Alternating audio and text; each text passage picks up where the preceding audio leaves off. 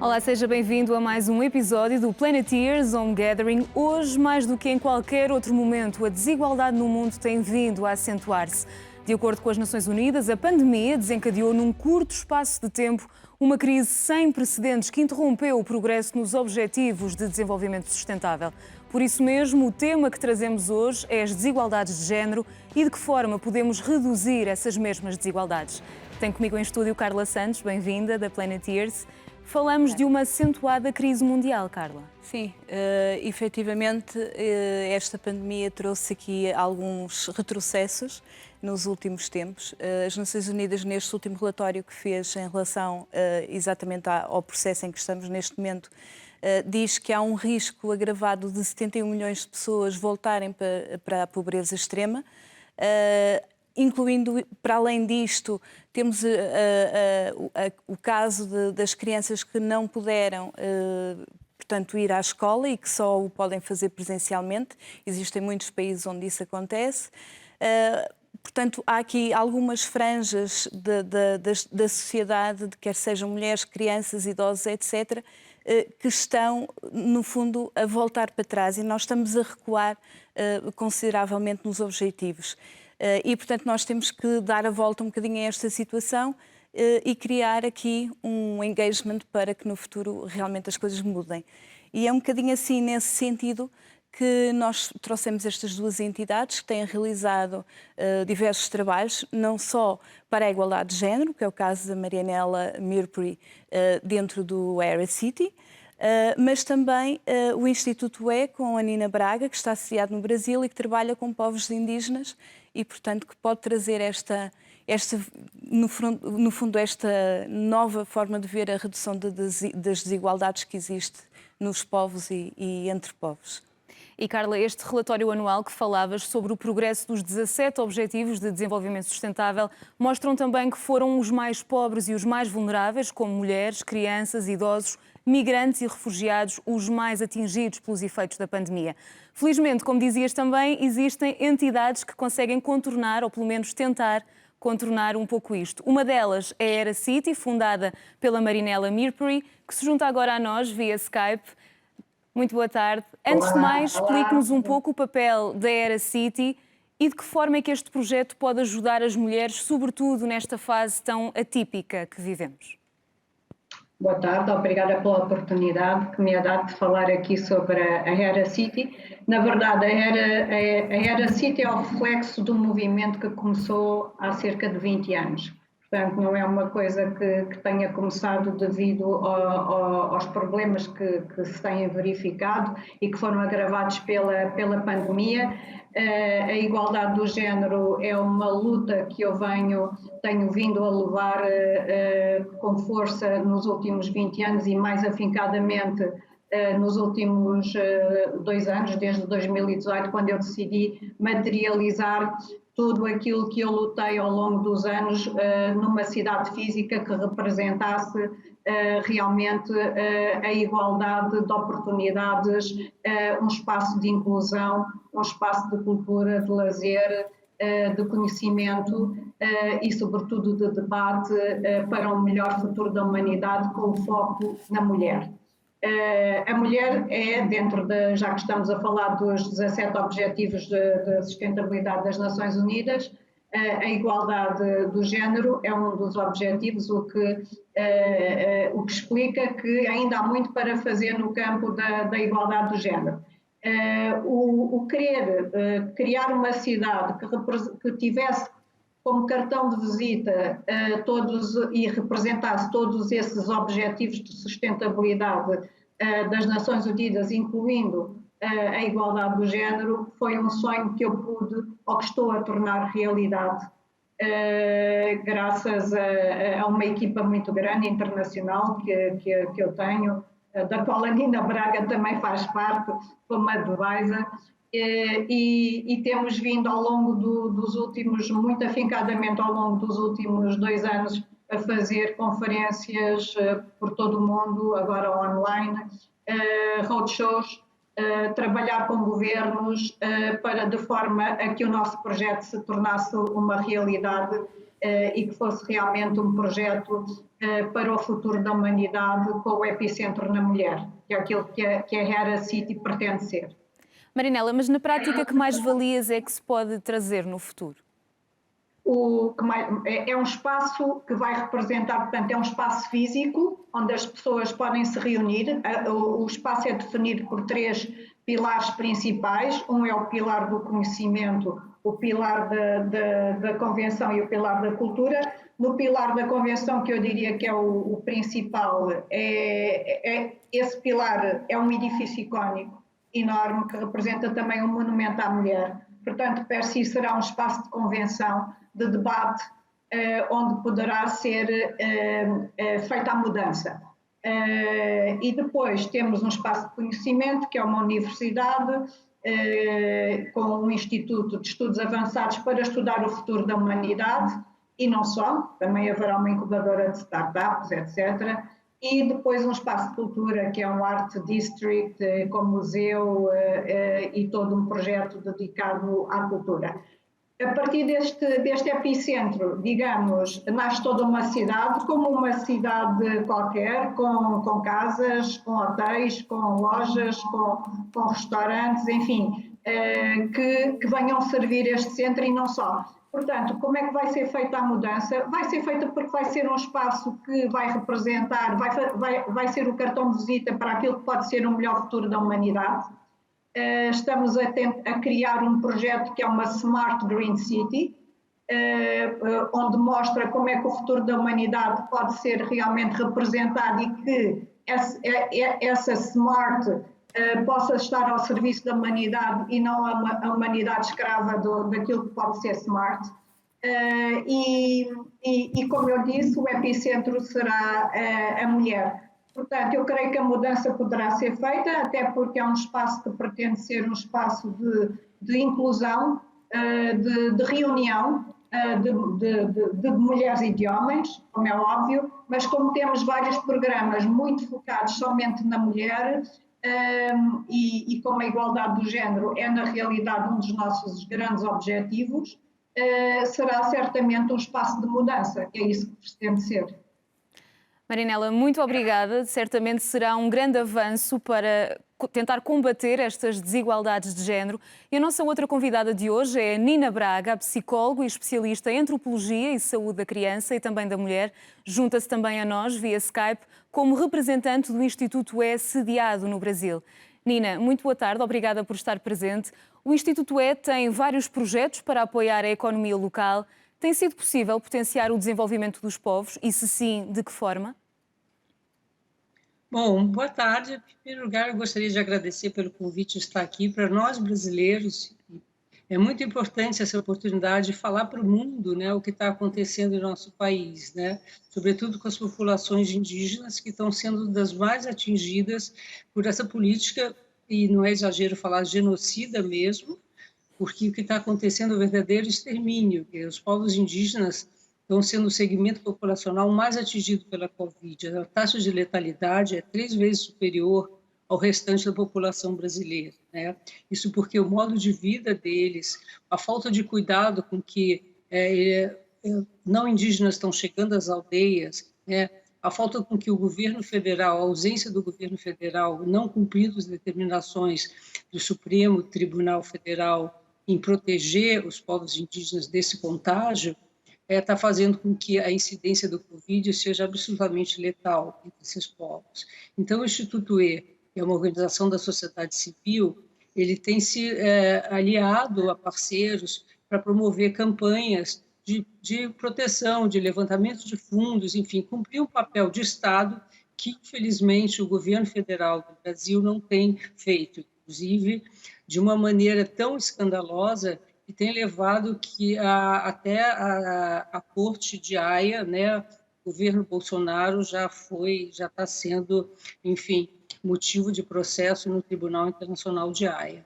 Mas eu queria, então, agradecer a sua oportunidade de estar aqui falando. O que a gente vem fazendo, e eu acho que vai, inclusive, de conjunto aos ideais de que a Hera City, esse projeto tão lindo e consistente que a Marianela Mercuri teve a honra, enfim, me convidou e que eu aceitei de bom grado e com maior honra, né, que idealiza um futuro melhor para a humanidade.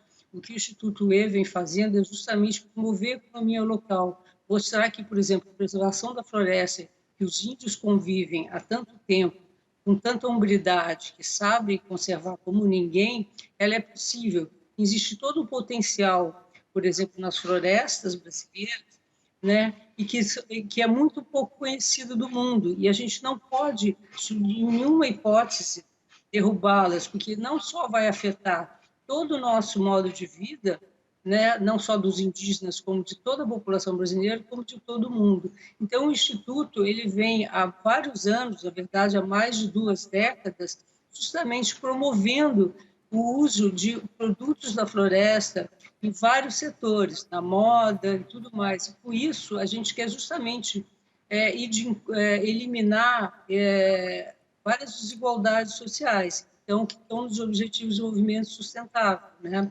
O Brasil é um país extremamente desigual, talvez o mais desigual do mundo, né? Então, a pandemia escancarou essa desigualdade. Infelizmente, no Brasil, nós temos 13 milhões e 600 mil favelados, né? Pessoas que moram em favelas, né? População superior de Portugal, inclusive. Né? Imagine com essa pandemia o que não está se sofrendo. Né? Para vocês terem ideia, você tem bairros aqui na periferia do Rio de Janeiro, que é a cidade onde eu moro, que a letalidade é de maior de 20%, enquanto que na Zona Sul, que são bairros de maior poder aquisitivo, a letalidade é de 1,2, semelhantes até de alguns lugares da Europa. Né?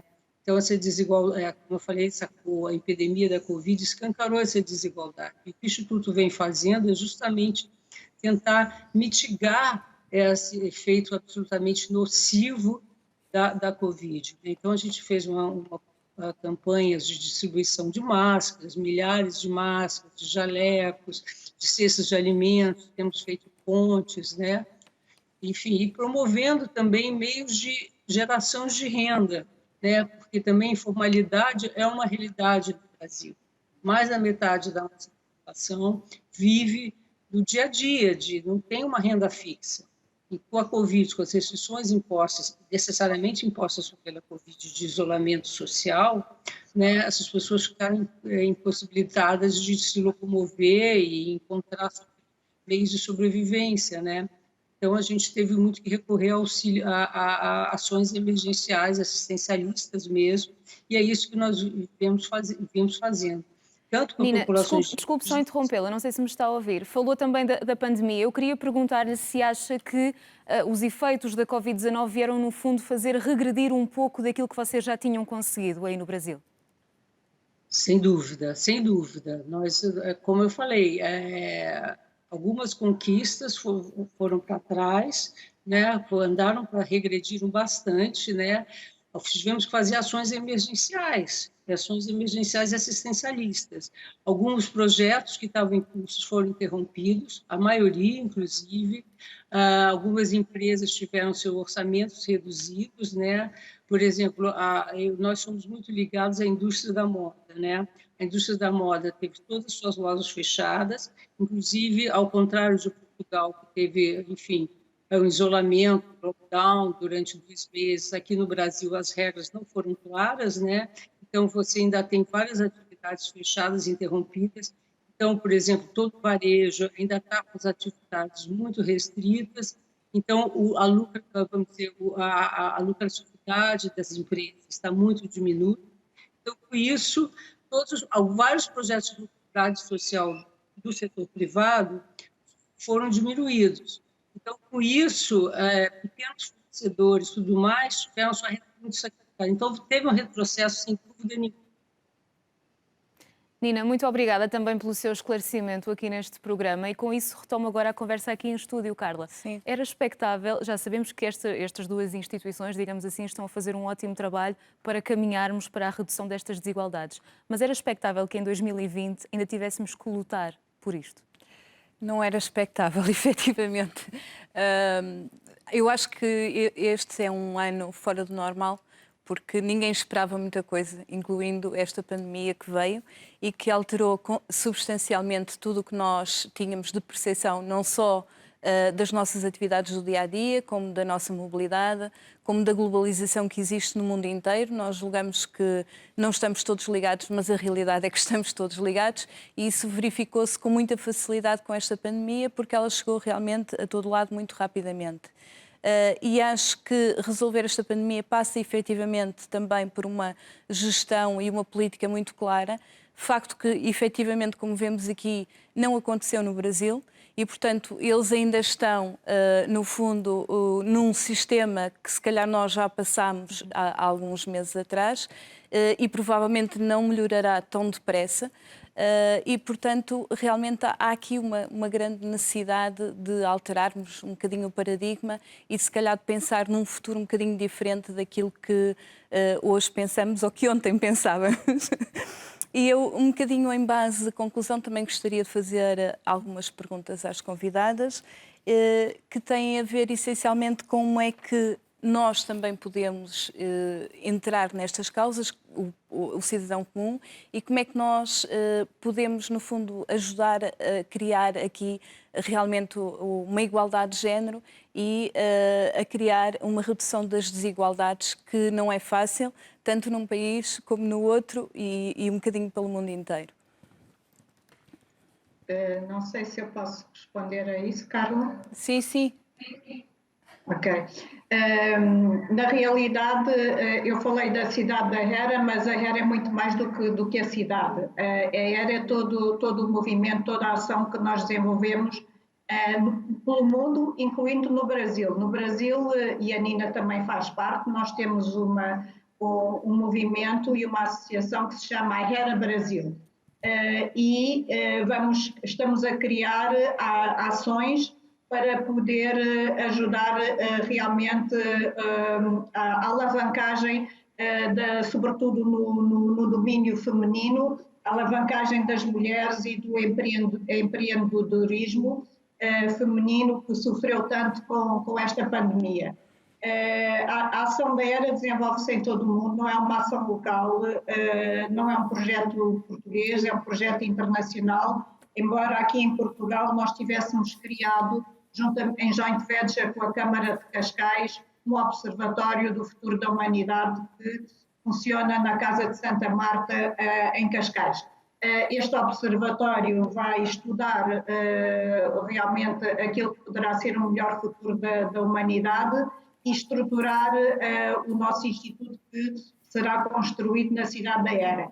Portanto, como é que as pessoas podem ajudar? Visto que existe uma associação, HERA, a Associação Internacional da Mulher, que é de direito português e que essa sim está aqui em Portugal, desde já faço apelo a que as pessoas se informem um bocadinho sobre o que é a Associação HERA, sobre o que é o movimento HERA, que é tão conhecido lá fora e que se calhar é tão pouco conhecido aqui dentro, e a melhor forma de ajudarem é realmente inscreverem-se, afiliarem-se na associação e poderem ter conhecimento de tudo aquilo que fazemos, consultando a nossa plataforma, que é muito interativa. Não sei se a Nina quer também responder à pergunta que colocou. Se puder, já agora. Como é que nós Bom, também... rapidamente, né, porque nosso tempo está a se esgotar, né? Eu acho que, como a Marianela falou muito bem, quer dizer, existe a Hera Brasil, que está em franco progresso, inclusive um dos projetos que vai ser apoiado além do empreendedorismo, tem um bem concreto que é da Mães da Favela, né, porque muitas das famílias em favela são chefiadas por mulheres, né, e a Hera está com um olhar especial para isso, então, assim que, enfim, verba vai ser destinada para isso. Tem também campanhas que o Instituto apoia, que é de arrecadação de doações para os indígenas, né, o Achanica Fund, né? Mas, enfim, como a Marianela falou, acho que se inscrever, entrar no site da Hera e ver como apoiar. Acho que é a melhor maneira, ou pelo próprio Instituto, que vocês queiram, o Instituto E, mas acho que a melhor forma é através da Hera. Eu acho que, como bem pontuou a Marianela, as mulheres são as mais vulneráveis. Aqui no Brasil, A maioria dos lares na família, das favelas, são chefiados, são monoparentais, e são as mulheres as líderes dessas famílias. Marianela e Nina, mais uma vez, muito obrigada. Carla, penso que muito mais haveria a dizer sobre este assunto, mas infelizmente o tempo escasseia. Não sei se quer fazer um apontamento final sobre isso. Sim, realmente há muito ainda por discutir e há muito por fazer, não tenho qualquer dúvida. As mulheres, nós em Portugal provavelmente somos privilegiadas, apesar de tudo, porque há muitos sítios no mundo onde as mulheres terão muito mais problemas do que em Portugal. E, portanto, Aliás, acho que é começámos continuar mesmo o caminho. por falar em casamentos arranjados, que é uma realidade que felizmente não nos é próxima. Sim, felizmente não nos é próxima, pronto, e portanto ainda podemos escolher quem quisermos e isso é uma grande vantagem.